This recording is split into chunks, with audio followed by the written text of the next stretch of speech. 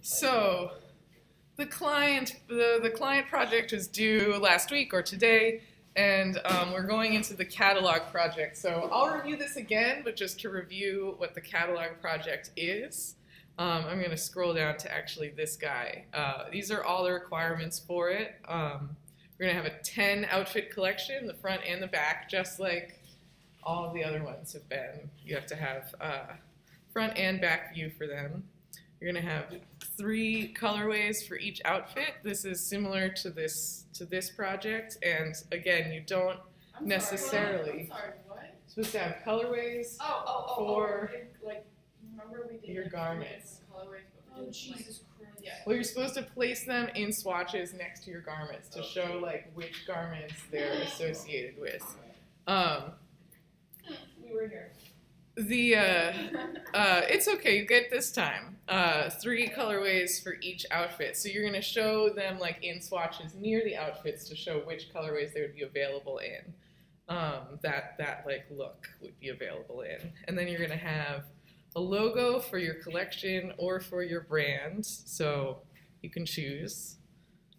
At least 1 fashion illustration of your garment, and we're gonna look at some people's examples of this project, so this will become clearer like how they've integrated it in, and then they're going to you're going to include a description of each outfit somehow, because the whole catalog thing is it's going to be printed on our catalog printer upstairs, so you're going to have like this lookbook of your projects. You're going to have a palette. We'll look at how some people made their palettes, like these really exciting pages in their catalogs. And then a mood or trend board with a title. And you should have fabric swatches on your mood board. So this is kind of like, what would your garments actually be made out of? And can you get kind of a close-up swatch of that on your mood board? So if you don't, the mood board is one of the first things that's due. So if you don't want to incorporate that into your catalog, that's okay. But you can if you want to, and it would probably look nice. So then your total number of pages for the catalog should be a multiple of 4. Because of the way booklets print, they always have to be multiples of 4, because each, like if you're taking an 11 by 17 paper and folding it in half, how many pages do you have in that little book you've made, right? You've got 4, right? So if we broke this apart, this is 1 piece of paper, but it's got 4 pages on it, right? So you have to have 4 for it to print properly on the catalog printer. Okay. Yeah, it's in the computer lab. I guess we'll have to like make a field trip out there. It's cool. We will. Yeah, don't worry about it. I think that's integrated into it, but into part 1 of the next classes. Okay, does that all make sense? We're gonna look at some examples now. Yeah. Okay. And then you can ask some questions. Okay, so. Actually, I'll open this one because that'll open in the background. Here's someone's catalog. I went the wrong way. So they have 16 pages, and we'll see in some of these that people have added a blank page so that it does like fill up the whole lookbook. So I guess it's called Boho Chic of, I don't know what this says, but L'Age d'Or. I'm sure I'm just not cultured enough to know what that is. So these are in spreads. So they're showing it kind of in spreads here across the page. So you've got this kind of assemblage of looks, and they have a whole kind of exciting page of a palette. Remember, that was one of the requirements, is to have a palette. And we do normally incorporate it into the design board, but on your design board you should have some sort of swatches, like maybe these prints could have ended up on your design board. And then they have illustrated every single look, which is not required. Maybe it was required at some point, which is why this exists. But you only have to do one illustration for these. Oh, we have to do one of them. You do have to do one, yes, but So just one of them. but yeah, for just one of the looks. So here they've paired the. We'll look at another one where she hasn't done an illustration for each look, so don't worry. But here she has paired an illustration with a top and a bottom in flats, and then a little description of each, you know, including a price and the size range. Right? So I'll make these available to you. I'll include the link on Moodle, these examples. But this is a really good example. And so she's also showing like the other colorways here that the top could come in, and the other colorways that the skirt, or other prints that the skirt could come in, right? That makes sense. What does this do? This is due on, that's when it's due printed, but you have your reviews. Thank you for that word. You have your reviews before that. I don't know if this is in the Really? Yeah, apparently there's like nothing going to the It's pretty much just creative fashion. Oh. From what I've heard. Okay. Well then maybe we can spread some things out then if that's true. I mean, I feel like maybe if you could establish that. I'll check. Or something. But anyway, it's due officially printed on May 9th. Okay. Final presentations, and it's kind of due, you know, before that on May 2nd for feedback, you know. Because this is also like an elective class too. Yeah, that makes sense. So You're right. I don't think it will be in. Cool. Well, that's great. Reviews stressed me out, man. We have them for UMass Dartmouth on Monday, and the kids are flipping out. I'm excited though. I like seeing all their work.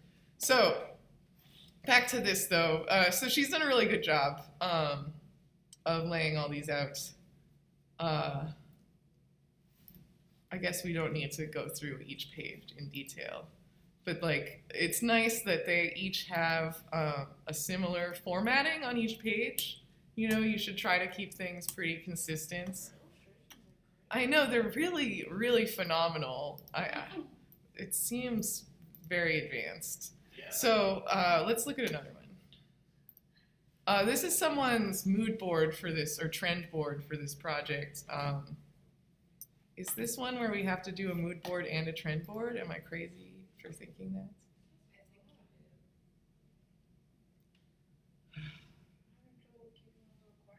I know.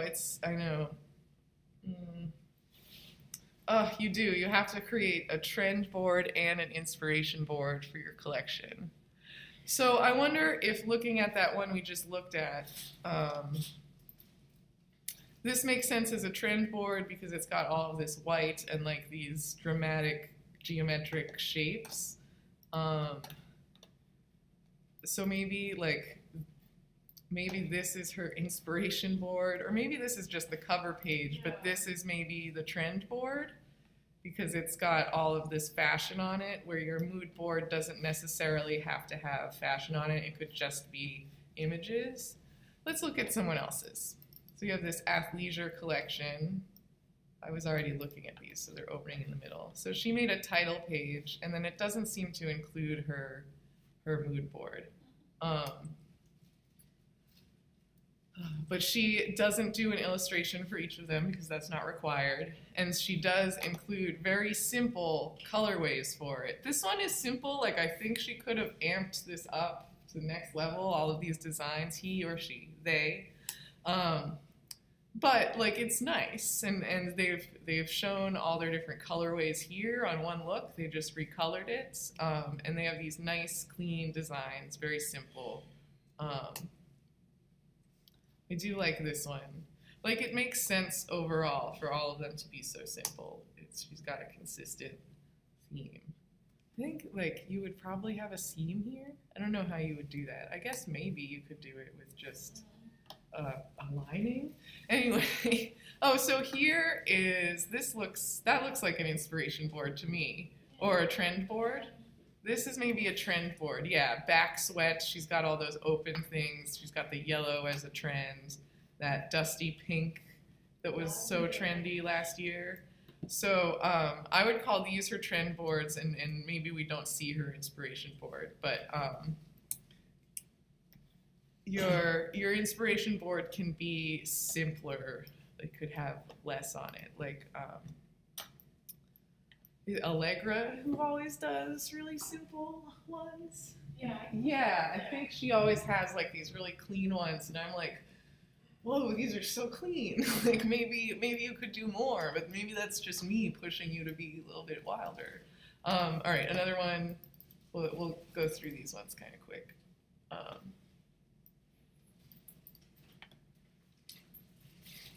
All right, that looks like a mood board, maybe.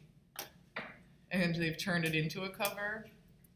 And then we've got some trends here that they've organized, and they have their palettes organized onto a single page. Should that be a trend board then? I would call this a trend board on the left here, and I would call this their palettes, and I would call this maybe their mood board. I think that all that would make sense. Yeah. You know, it's such a subtle and kind of silly difference. But this is organized well into like an obvious trend board because they've used text in order to explain it. Yeah, so there are some illustrations. Maybe at some point it was required for you to do all of them, or maybe it was a combination project between the other class and this class.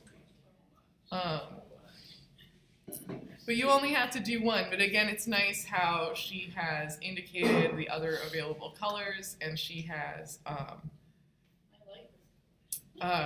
like laid it out consistently too, and it's got an interesting background. I kind of don't like this like hard line, but it fits with all of it. Like it fits, it's fine. It's just doing weird stuff to my eye. Oh, these are cute.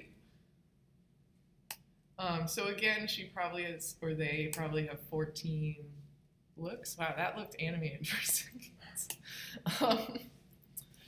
Oh yeah, okay. So this is the back of their book. So they even included like a fake telephone number. Or maybe someone changed it in order to publish it for everyone. How many looks do we need?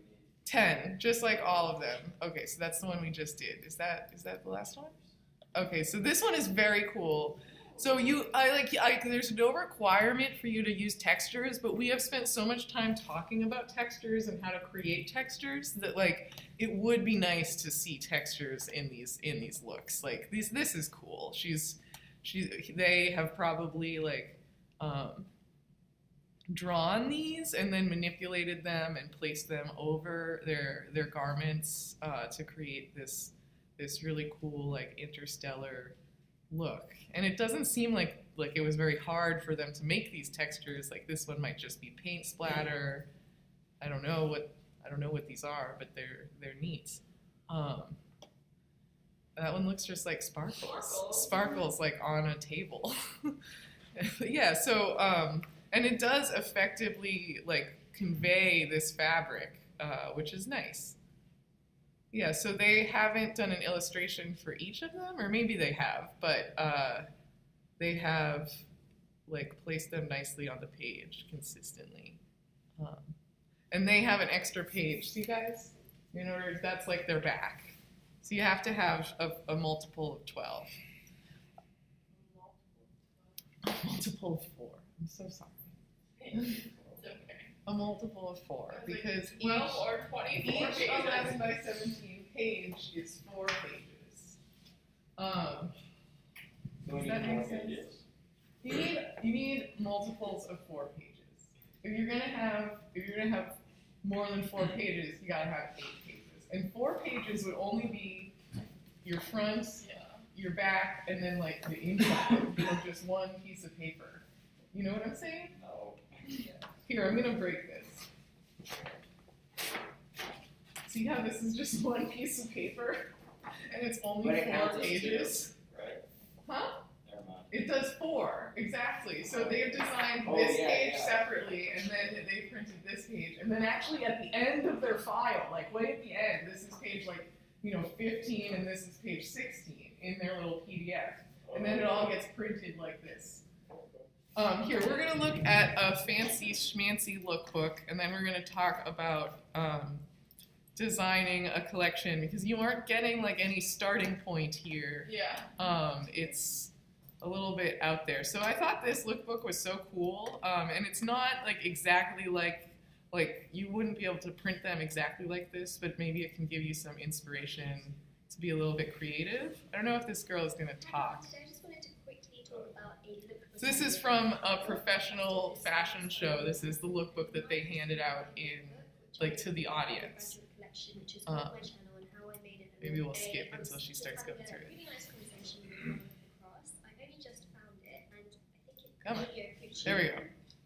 And this is the front cover, so it is like a book, very similar to how mine was, and it has some of the information at the back and the front, like that. It's very minimal, and then if you open it out, first of all, it just has contacts for all the stores, but you can have your own personal information on there, which you might not have on the front or the back of the lookbook.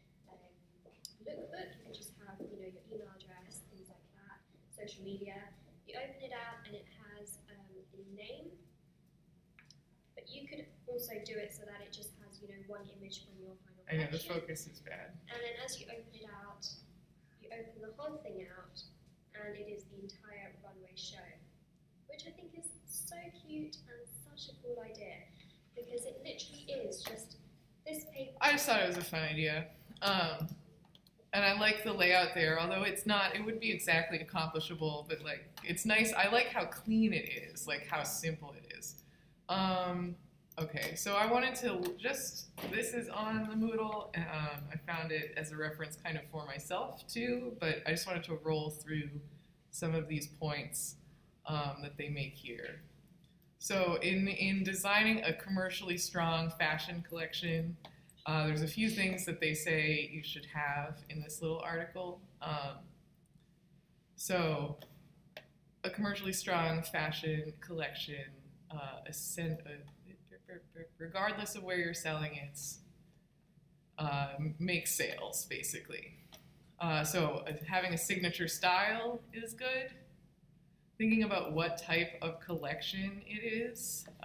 Is it a collection? Does it have a statement piece or a central piece with a common thread, or is it a main design or influence that flows throughout? Right? You can start off with just a statement piece that inspires the rest of a collection around it, or you can start off kind of designing them all at once. So a collection size, bigger isn't always better. We're only required to do 10, so we can kind of skip over this guy. But you should do more things that look good rather than less things that look very good rather than a ton of things that aren't very good, just overwhelming yourself. Okay, so key elements every strong fashion collection should have: a statement piece, the press communicator, something bold and eye-catching that people want to run an ad of or take a photo of when it's on the runway. The gateway piece / the bestseller is the piece that you sell the most of. So you can kind of target this towards your target audience. And then the upsell / the add-on piece, which are usually entry point pieces. So you have to think about the whole thing. The statement piece is going to be the most expensive. Yeah. Are these supposed to be more casual? Well, not some people No. buy, or more. No, you have freedom. But just even when you're designing a formal collection, you can think about oh, maybe this could be sold as just a skirt or just a top, and that breaks down the price point, to a little bit lower.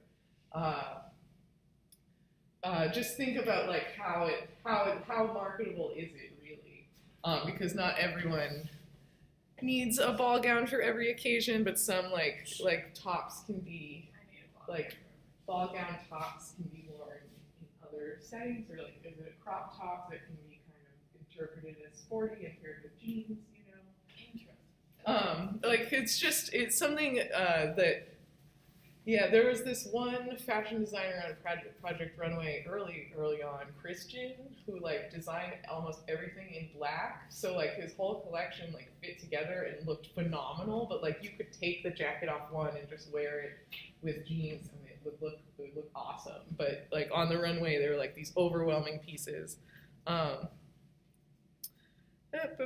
don't necessarily need a ton of variety, but you should kind of think about having, you know, trousers in there, a dress, a blouse, a top, along with a skirt, short sleeve, long sleeve, maybe both.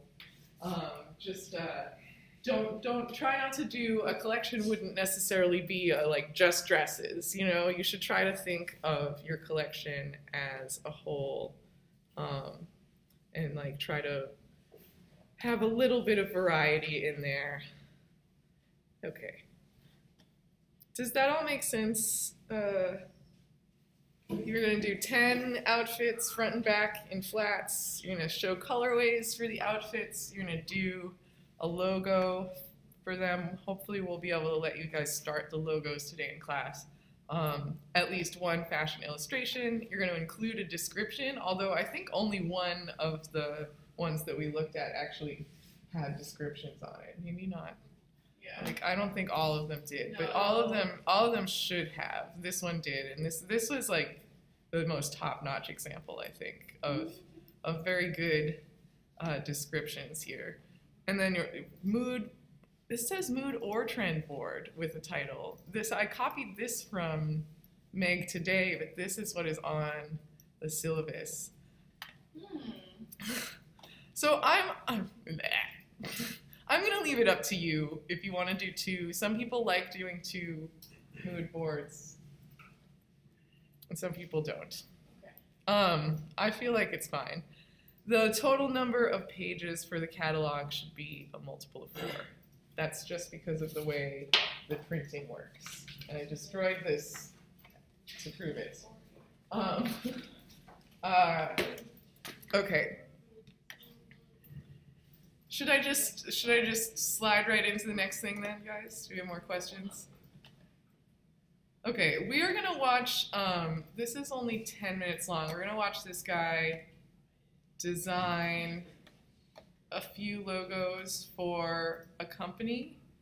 So he's been like probably hired to design these logos, and he's going to send them 7 mock-ups, so like 7 options. So let's see, I'm gonna start from like here where he has drawn some logo ideas and he's going to like clean them up, right?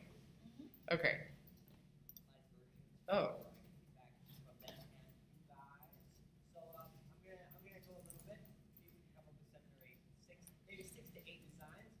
I think the actual sound thing on YouTube was turned down. Gracias. Okay, this voiceover is So going to loud. be quite lengthy, so strap in. God, that was a very bad place for me to start, I think. I vectorized. So he took his drawing and he auto-traced it. We know how to do that. We've learned how to auto-trace. We can review it if you want. It's based on the idea of like a lollipop. And he's cleaning it up. Like that, we are the Lollipop Guild. If you don't get the reference. I'm sorry. I don't know that we need to listen to his voice. Yeah, my boyfriend says he's saying now that the first third of all YouTube videos are useless. Fact, right? I was like, that makes a lot of sense, that we should just be skipping the first third of almost every single YouTube video. Unless they're like specifically like, I'm not going to do any intro today, let's just get to it.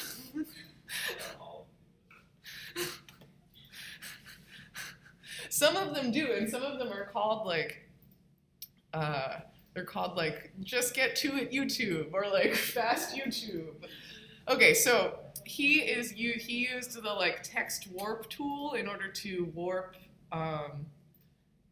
the the shape of it, and oh, I didn't know you could do that. Let's actually turn the sound on, because I don't know how to do that part. He's going so speedy. Yeah, it is a little bit too fast, huh? This concept in particular is about like kind of Yeah, thank you. those things you would slap on a product in a grocery store that doesn't sell well. Like you just put a free thing on it. So Oh, work with top objects. Also, did So you you know can- about this cool trick? In Illustrator, you can shape an object to whatever object you want to make on front. Cool. So that's pretty interesting. Yeah, he's a. Then I think did it's this been edited swirl too, based but on he does seem to be a the pro. idea of the last swirl. I thought it might be fun to arrange the text around that one. And then one of the inspiration on my Pinterest board was a lot like this, kind of thick lines, but not really this rough. So I am not certain rough would be too good for the brand.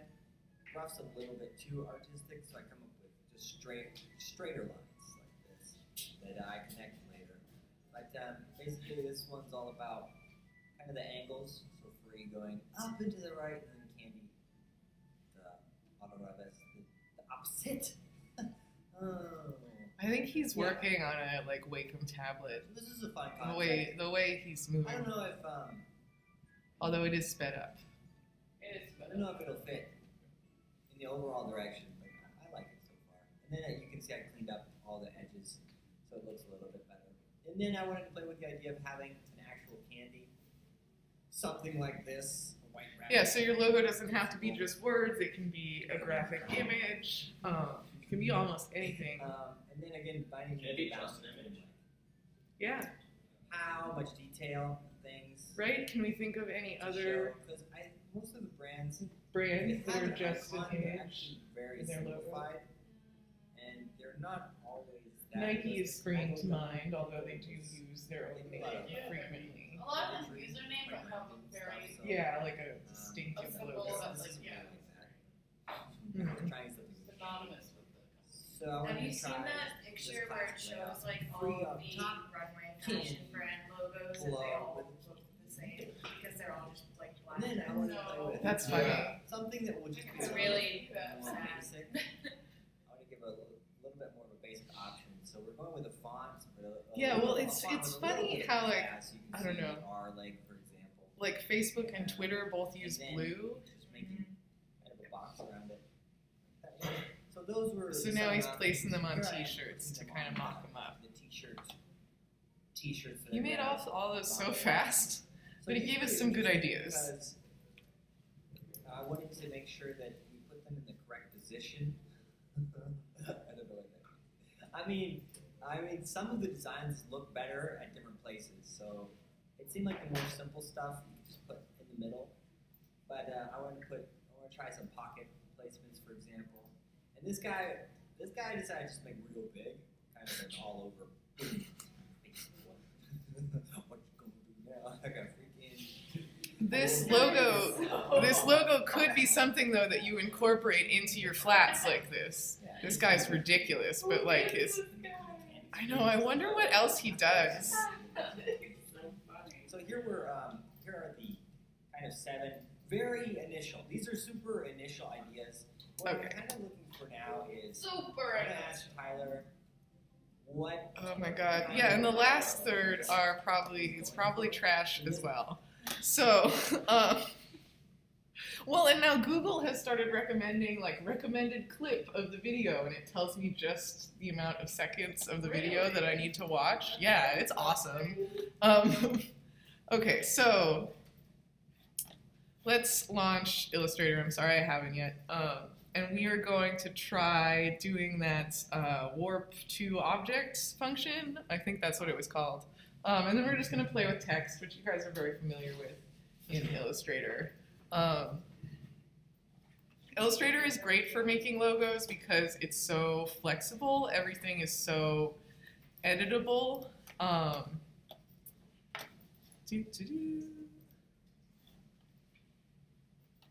So you can work things and rework things as many times as you need. So let's write some text. What brand should I design a logo for, guys? Your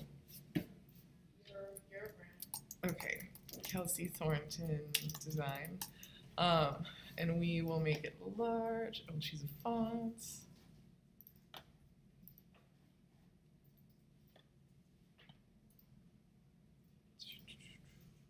something modern.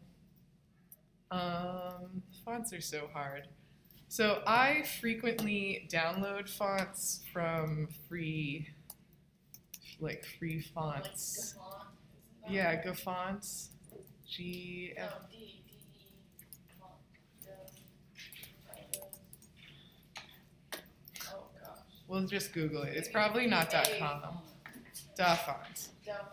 And like in here, it does give you just some nice options for like whatever you're going for.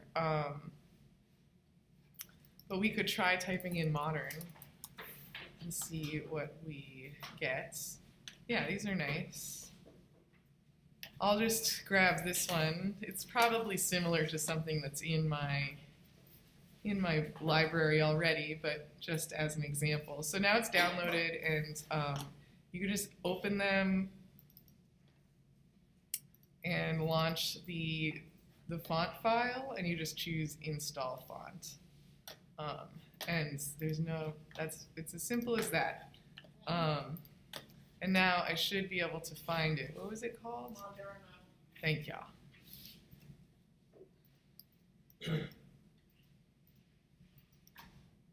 Boop. There we go. So let us try this. Was it objects? Oh, now I've lost where it was.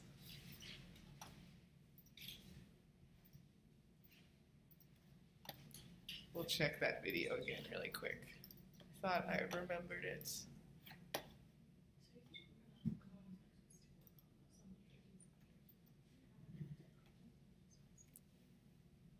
Object, envelope, distort, make with top object.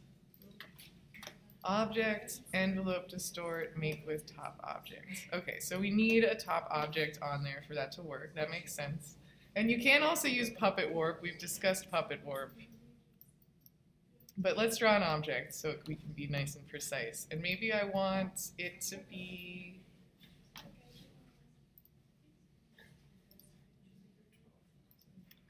in a triangle.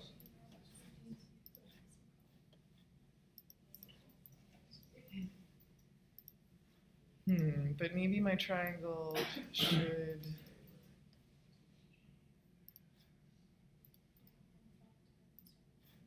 come in on the sides.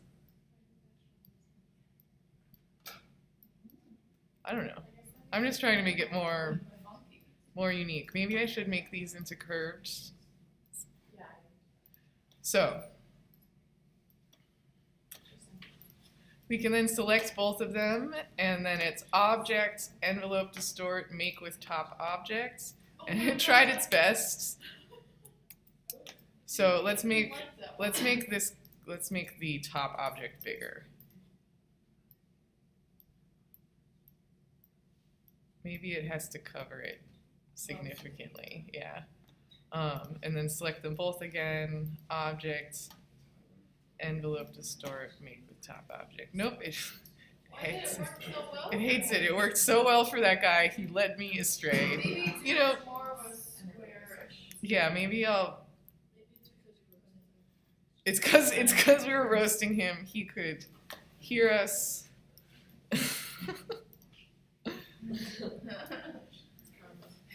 All right, maybe we have to rasterize the layer first. Like, It's also making the text super big when you do it. yeah, I'm surprised. So if we go to type, Super large. what is it? Type expands, create outlines, create outlines. So now it's just outlines. We could try that.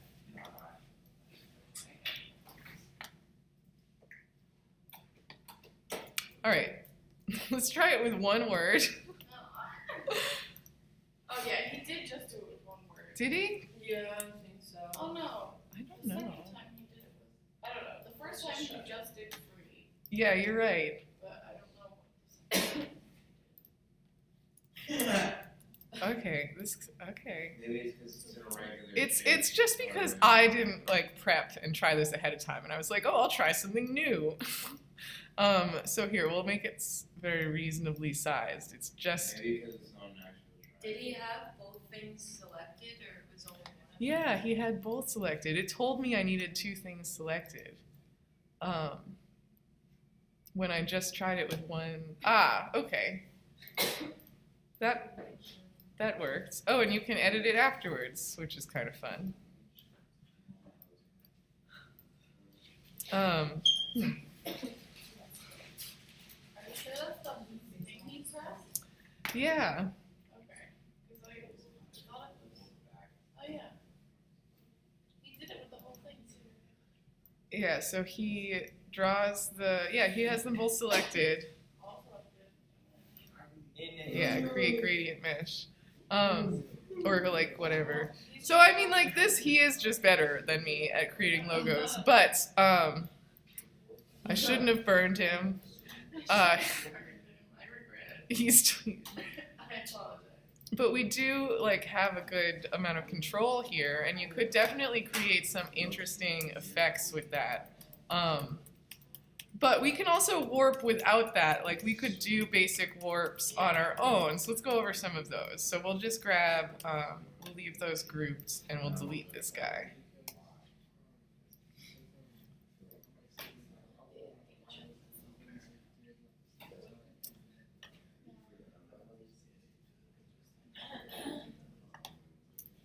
Okay, so guys, you can't come in late and then talk. Thank you. Thanks. Quiet. Thank you. Okay, so we are going to distort some of this. I just typed some text, and I went to type create outlines, and now it's like completely editable, although this might work with regular text. So we can go to envelope, distort, make with warp, or make with mesh. So we'll try both of those. So I'll actually give this a quick copy and paste so we don't have to keep stepping backwards. So object, envelope, distort, make with warp. This has all sorts of different warp options already in here, so we'll check preview. And you can see it's giving me an arc warp, or I can do more of like a flag, an upper warp. That's kind of nice. And you can, it's very customizable. You can adjust the bend. Can you go in and click them too? Can you? He's a great, I think so, after we hit OK. So let's hit OK on this, and let's grab the white selection tool. And yeah, they are like meshes now, so you can mess with them directly, although they aren't like as smooth. So let's compare that to objects, envelope, distort, make with mesh. And this is just like last week when we went over 3 weeks ago now, where we went over how to create a gradient mesh. Like it's going to put kind of the same kind of vibe on there. So we'll do 3 rows each. 3 rows and 3 columns. So it's going to break it up into a grid like that. And then each of these points is editable now. So we can make it very, like, move around very specifically. I can crunch Kelsey over here. Okay. I would probably also end up using auto trace based on what that guy showed. He used a lot of auto trace. So let's just review that really quickly. Or do you guys remember auto trace very well? So if I don't know how well this is going to go because I don't have any logo sketches. So like, what if I Google logo sketch to find one? Okay, so we can take one of these sketches from someone else really quick.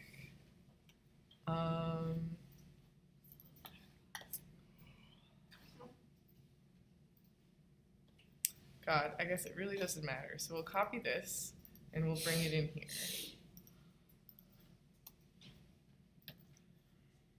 So if I wanted to make these into editable shapes, it's very easy.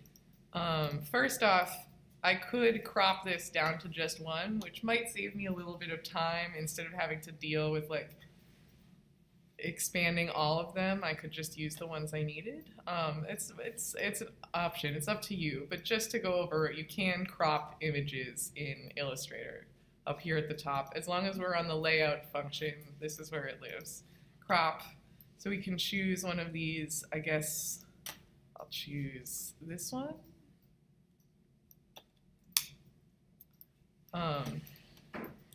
And pretty much no matter the quality, like the better quality is better probably, but no matter the quality, you can image trace. So we're going to turn it into vectors. So this is black and white, so I can actually just choose black and white logo. With this guy selected up here, you could just choose image trace, but it's going to just do the default one, and we can tell it ahead of time to just do a black and white logo. And there it is. And we can make it a little bit more precise by clicking on this guy and getting our image trace panel, or you can always go to Window, Image Trace, wherever that is, but that panel works. And so we can tell it a few things to get it a little bit more precise. We can tell it what thresholds to convert to black, so pixels darker than the threshold value are converted to black. So if we wanted more of them converted, we could move it further this way. That's too far. There we go. And then we can also tell it how accurate we want it to be. So a higher value means tighter fits on this. I always hover over these things to remind me. So that's maybe too tight of a fit. So we'll maybe loosen it up a bit. That looks nice. So we can actually just like close this and hit expand up here, and then this will be editable. Right now it's not. It's like just image trace. So we can hit expand, and there it is. And we also have to ungroup after you do an image trace. Expand and ungroup. So now we can delete the white background, maybe. Ungroup again. There we go. And we just have the black, so we could manipulate this. So one more thing I might do when making a logo, potentially, is I might want to carve something out of something behind it, right? So maybe I would like to put this logo on a ellipse. I could select them both and then use my Pathfinder tools, and in this case I'm going to choose minus behind. Minus back because the other guy was in the back, but now I do have this and it's got a hole through it. You could also just turn that shape white and have a similar effect. So let's also make let's make text go along this oval. With the type tool, we can choose the type on a path tool. So let me actually just swap those so I'll have just a black outline. So type on a path tool, and I can click on this path. And then there are there's settings. How do you do the settings? I've forgotten. Probably. Oh, is it this? Shoot, I made another oval somehow. Hold on, I'll figure it out. Let me type some real words though.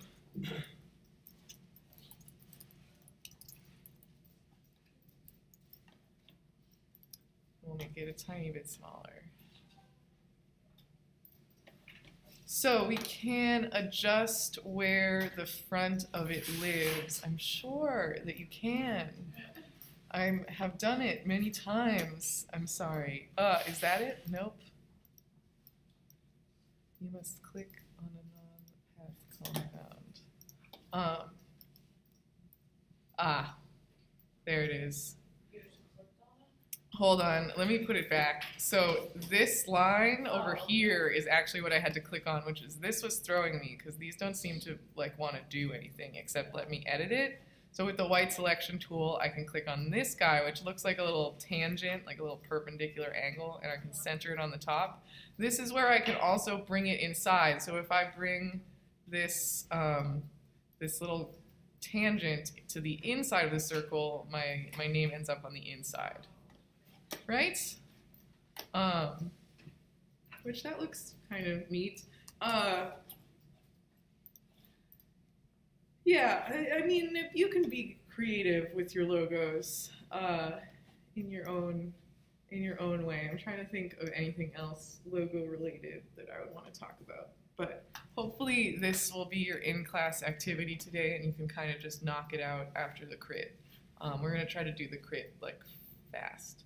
So let's really quick go over how to create a knit in Illustrator, and I actually have this video. I thought this was shorter.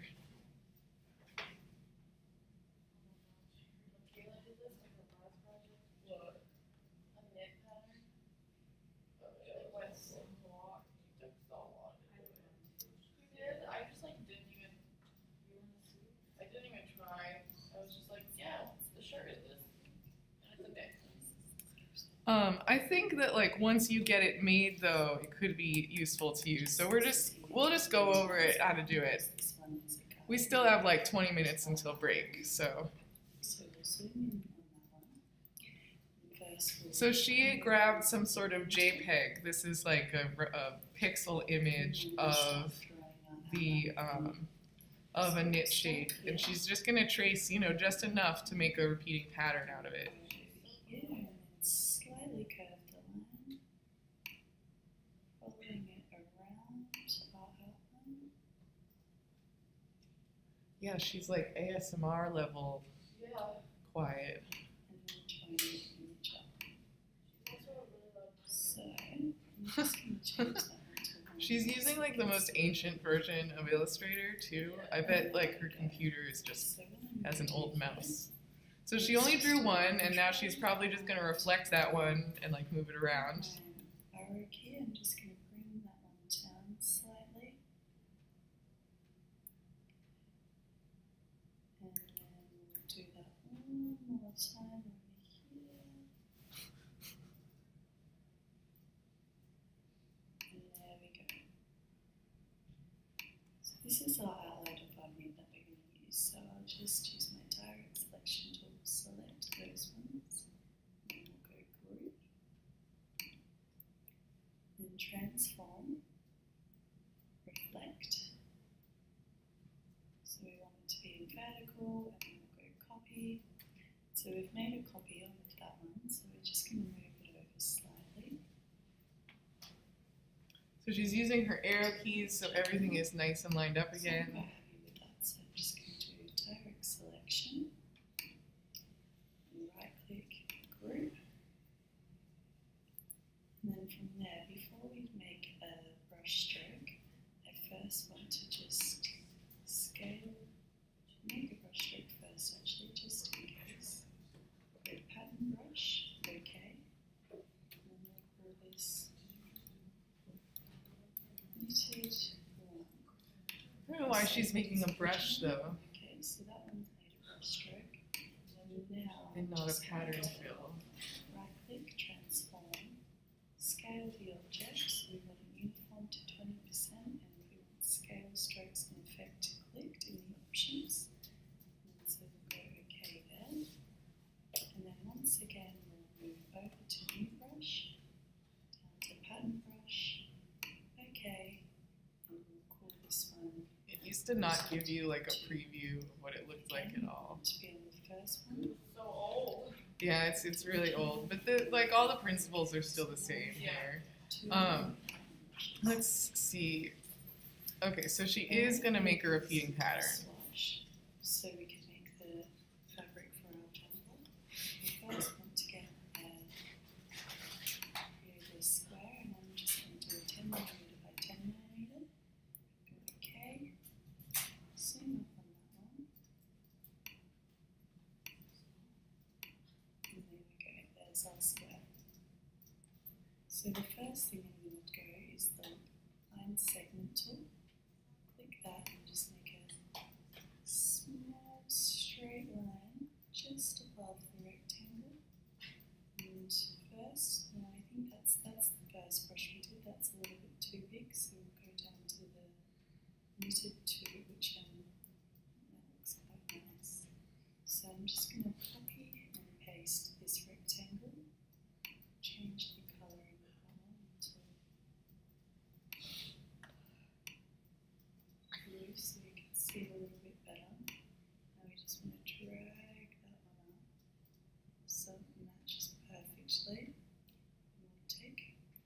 send it back. One more time. We don't want to fill in that, so we take all the fills and go back to the line. I don't know what is she doing. Um, So I'm going to use her technique for the first bit. And we'll make our own knit brush super quick, or we'll make a knit pattern fill. I think she was just using the knit brush to create the knit pattern fill, and we'll just skip that step. So if we grabbed a really quick knit illustration, I guess.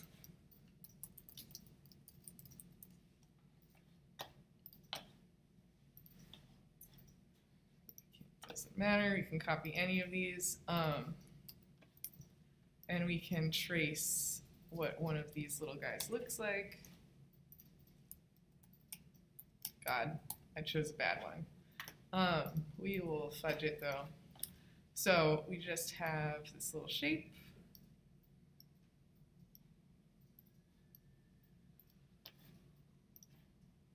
We can reflect it.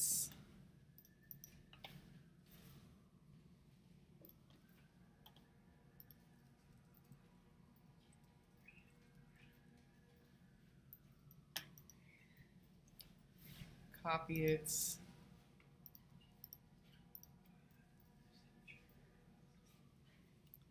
So honestly, once I had like 2 or maybe 3, I would probably go ahead and bring this into a pattern swatch. I'm not sure her Illustrator had the capability of doing this, but we can go Object, Pattern Make, right? And already it's looking close, and we just need to size down the tile, the art tile. So that's my quick and dirty version, and there we have a knit. And we could probably make that more precise in a variety of ways, but that's your basic, and that would look pretty good. It'd look fine. Okay, and then if you wanted to do a color on it, because this is actually, sorry, I'm going to copy this guy. It's actually transparent, right? So if we send this to the back, we can see the color through it. So the way I make color in a lot of these transparent textures is by putting something there twice. So if we had our t-shirt, click, click, click, click, click, click, click, click, click, click. If we had our t-shirt and you would have made it better than this, you could fill it with the pattern, and then we can do edit copy, edit paste in back, and we'll fill this with the color we want it to actually be, right? Or you could make a proper pattern that like actually had color in the background, but that's significantly harder actually. There's like bounding boxes involved or cropping things. Let us take a break until 10:30, and I'd really like for you guys to come back soon so we can get started on the crit, plow through that. Okay.